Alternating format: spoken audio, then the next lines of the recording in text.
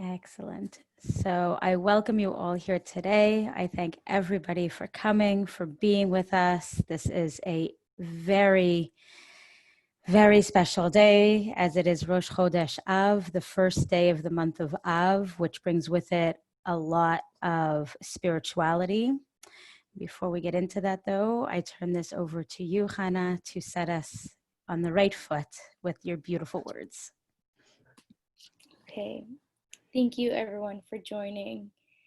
And as I was writing the tefillah for today, my tefillah turned out more information-y than a tefillah.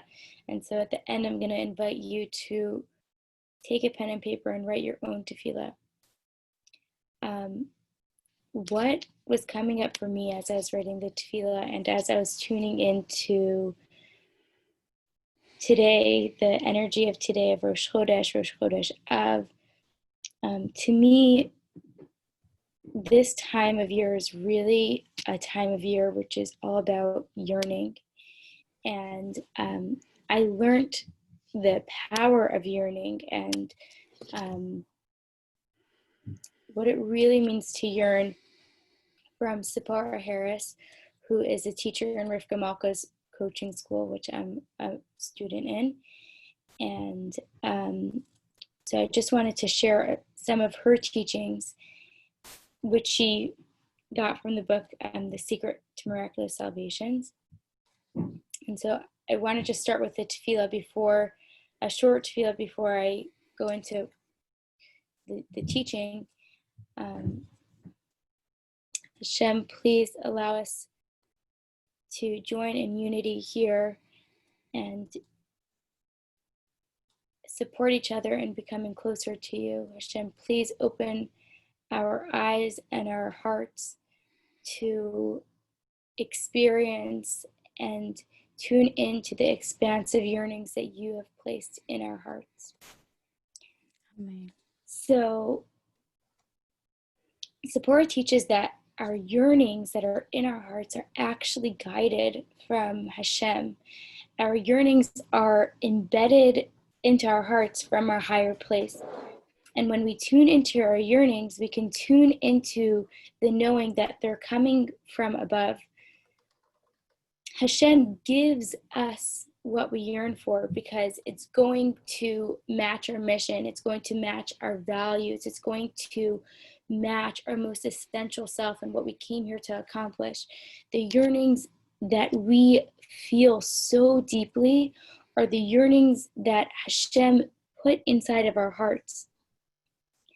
And when we tune into what we're yearning for, we have the opportunity to take into account that they're placed there from Hashem, and they're placed there from a being who loves me so much, no matter what, and I can trust that Hashem wants this for me.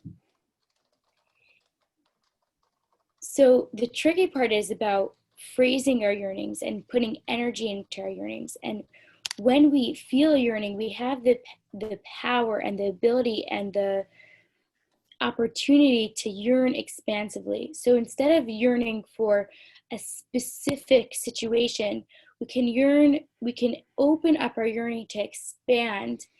So instead of, for example, yearning for a specific job, Hashem, please help me get this specific job, we can yearn for abundance, for beautiful parnasa to come into our lives. We could yearn that Hashem fill our time with meaning and accomplishing missions. We can yearn, we can expand our yearning so that it's not limited to our limitedness as a human being. We have the ability to expand our yearning.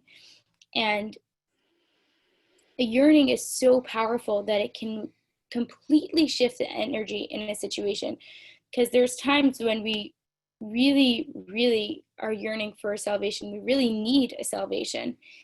And in those times, we have the opportunity to focus our energy on the yearning and the hope and the tefillah, instead of putting our energy on the fears and the triggers that can create a lot of negative energy, we have the opportunity to expand and go above and tune in to the yearnings that Hashem put in our hearts, and expand into the hope and into the possibility that these yearnings are from Hashem, and these yearnings are what Hashem wants for us. I was listening to a class from Rev Daniel Katz. He was speaking about this time of year, and to quote him directly, he says, "Yearning is a creative act. Yearning is the most powerful source in the world. Our very yearning creates this salvation." And I want to invite you to just take a pen and paper or any writing utensil that you have, and tune in to the yearnings that are coming into your heart. And a way that this week I've been phrasing my yearning is actually, I've reached out to Sephora Harris. I needed advice for, I had a question I needed advice for, and she mentioned she's such a pillar of Emunah that she mentioned while she was speaking, she just mentioned, "I trust that Hashem wants for you this and this situation." And so I invite you to write your tefillah, to write your yearnings with the phrase, "Hashem, I trust that what you want for me is to be, or is to have, or is to feel," whatever the yearning is coming up. And just let your pen flow and just write the yearnings that are coming from your heart, because yearnings are the creative source which allows Hashem to bring down his blessings into the world. So I invite you to take the time to do that now. And I'll put in the chat box the words have really, really brought me tremendous calm and serenity. "Hashem, I trust that what you want for me is." So let me just put that in the chat box right now. On behalf of everyone here in this group and anyone who will be listening in the future, I want to ask Hashem and pray on behalf of all of us that our yearnings that Hashem has put into our hearts, may we see actualized in the most divine, gentle, and beautiful manner, in a manner that is pleasing, and a manner which we feel Hashem's love for us. And I invite you to go back to your list when you have a moment, or when you catch yourself in a place of yearning, and really, really trust and really, really believe the words that you wrote. "Hashem, I trust that what you want for me is," and just read your list and trust and know that these yearnings are placed in your heart from Hashem. Thank you, ladies. Thank you, Hannah. That was marvelous. Absolutely marvelous. And I promise you, ladies, we did not script this, but it's actually the perfect segue to what I had prepared. So Hashem just made it work that way.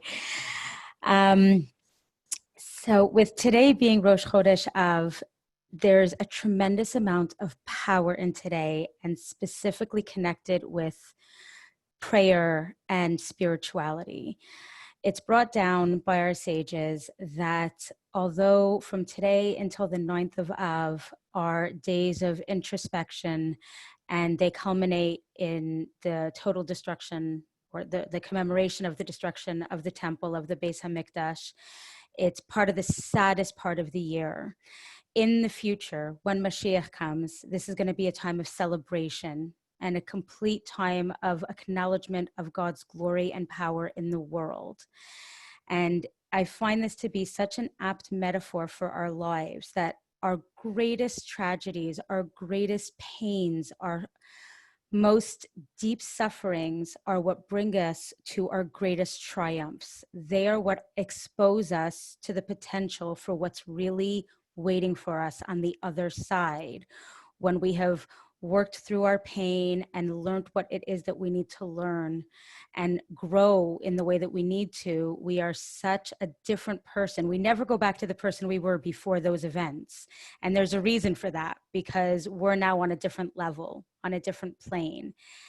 And how that works with this time of year, it really touches me in that way, because such a sad time. And when we think about it, we're in exile. We don't have the Holy Temple anymore. We don't have that closeness of God, of having a home for him to dwell in like we did in Jerusalem.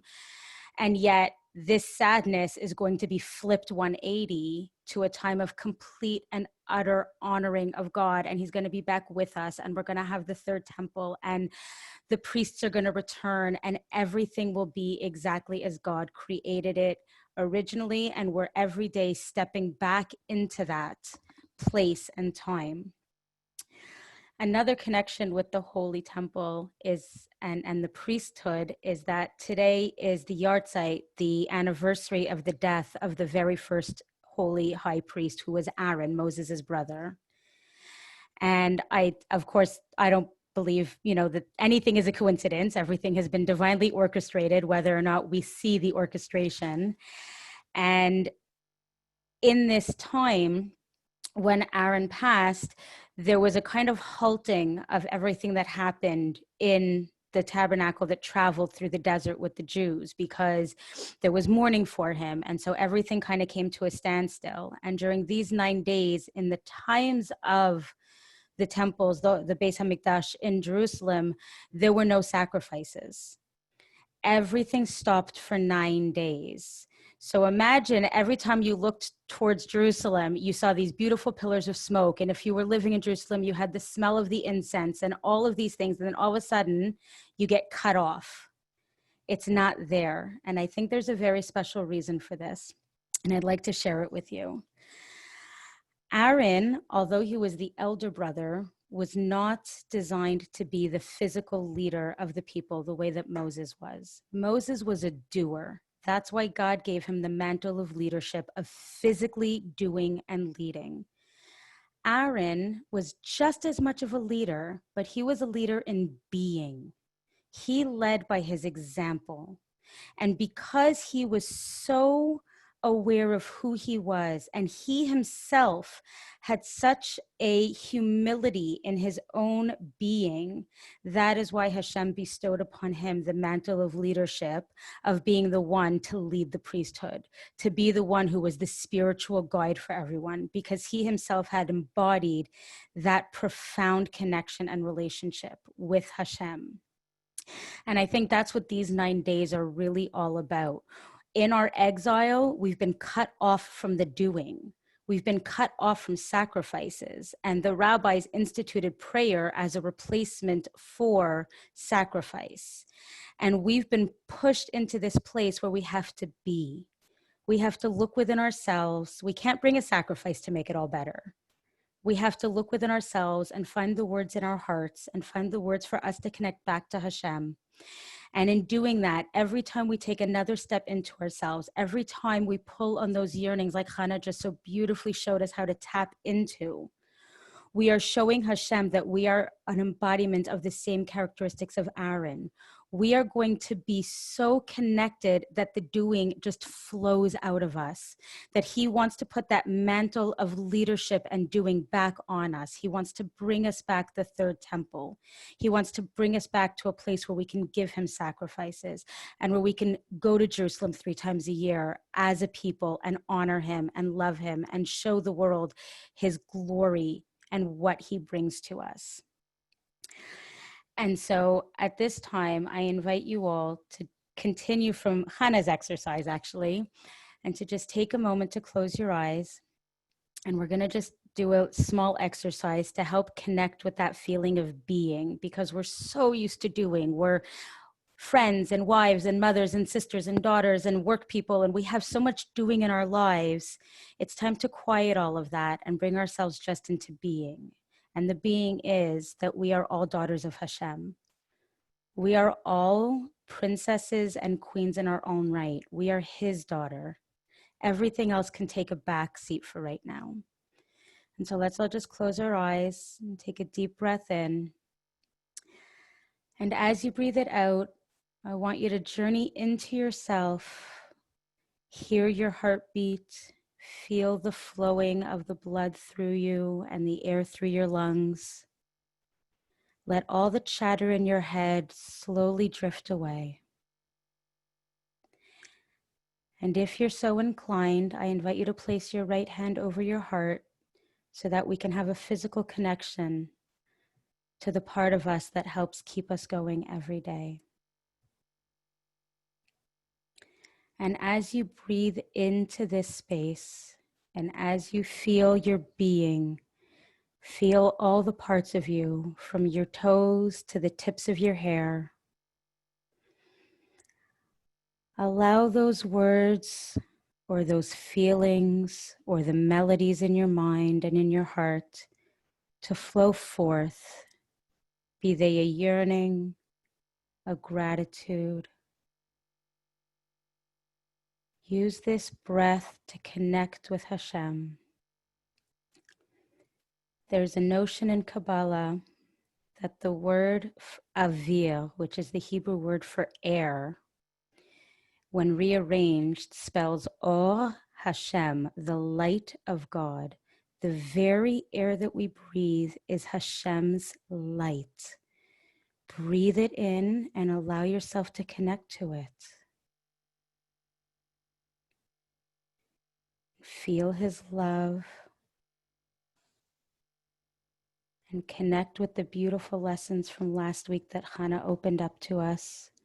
That I am open to the possibilities of Hashem, that you have already taken care of this. Open your heart, open your mind, and breathe in his love. And when you breathe out, send your love to him, your yearning, your prayers, any hopes you might have, even any frustrations or pain.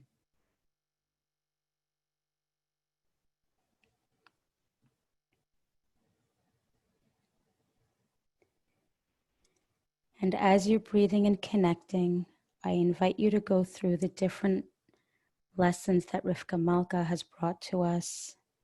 We've worked through I'm not enoughs, all the way into I'm enough when. We've learned that it's more important on some levels to learn how to receive love, because only then can we give love.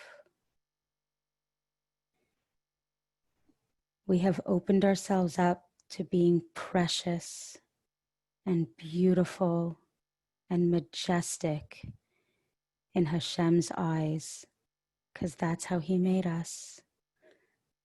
All of us, the parts we love about ourselves and the parts we don't, he loves them all equally.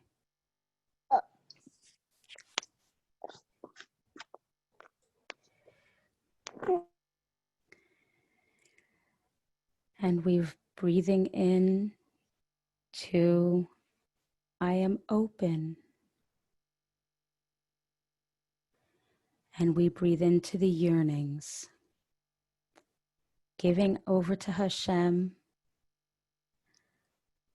exactly that we trust that he wants for us to be, to have, to feel.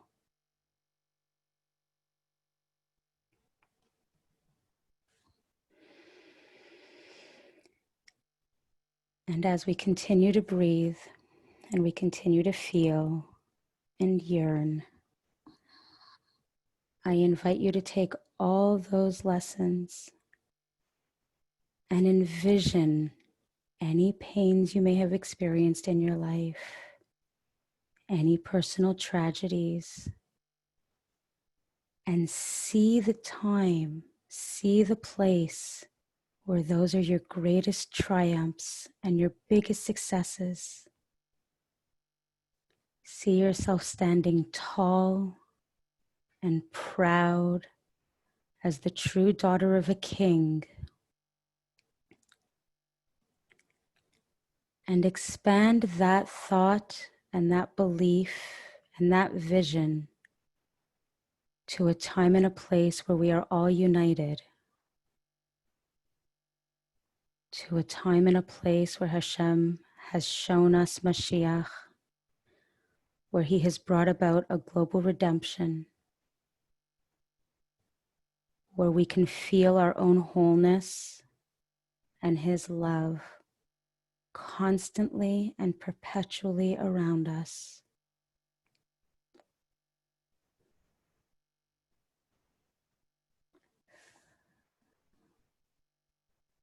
And I invite you to keep your eyes closed and continue to feel and work for that vision.